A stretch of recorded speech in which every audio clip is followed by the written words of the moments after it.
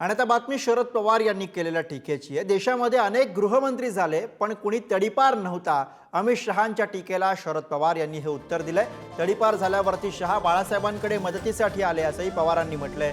जे महाराष्ट्रातनं हद्दपार झाले त्यांनी तडीपारीची भाषा करू नये असं शेलारांनी म्हटलंय। पवारांच्या शहांवरील टीकेला आशिष शेलार यांनी प्रत्युत्तर दिलंय। महाराष्ट्र की विजय ने 1978 से शरद पवार जी ने जो दगा फटका की राजनीति शुरू की थी उसको 20 फुट जमीन में दफनाने का काम आप लोगों ने किया। राजाची सरंची असतील, शिवाजीराव पटेल असतील, अनेकांची नावं सांगता येतील की गुजरातने उत्तम प्रशासन देशाला दिले। ही नावं मी आता आपल्या सगळ्यांना सांगितली। याचं एक वैशिष्ट्य होतं, यापैकी कुणालाही त्यांच्या राज्यात कधी तडीपार केलं गेलं तो प्रसंग कधी राज्यकर्त्यांचा आला नाही।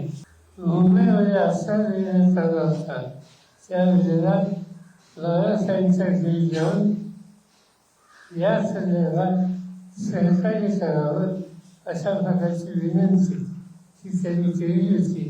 अमित भाई तर सत्यच बोलले। अमित भाईंचं भाषण, भारतीय जनता पक्षाचं अधिवेशन पवार साहेबांच्या जिवारी लागलंय असं दिसतंय। हीच भाषा आणि अशाच पद्धतीच्या वक्तव्यामुळे पवार साहेब तुम्हाला, तुमच्या पक्षाला, तुमच्या मित्र पक्षाला आणि आघाडीला महाराष्ट्राने हद्दपार केलेला आहे। तुम्ही तडीपारीची भाषा आम्हाला नका सांगू। महाराष्ट्रातल्या मराठी माणसाने तुम्हाला हद्दपार जे केलंय त्याचं चिंतन करा।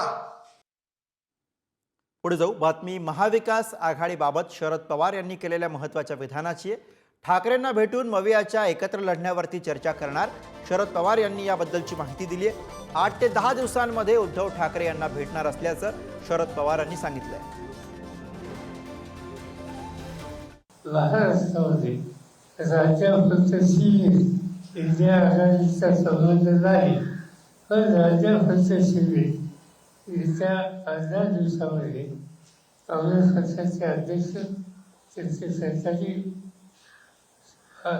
शिवसेनेचे नेते उद्धव ठाकरे, त्यांचे सहकारी जयंत चौकाशी आणि आम्ही एकत्र बसून या सगळ्या गोष्टींचा विचार करून इथं काही वेगळी भूमिका घेता येतं एकत्रित त्याच्याबद्दलचा विचार करणार।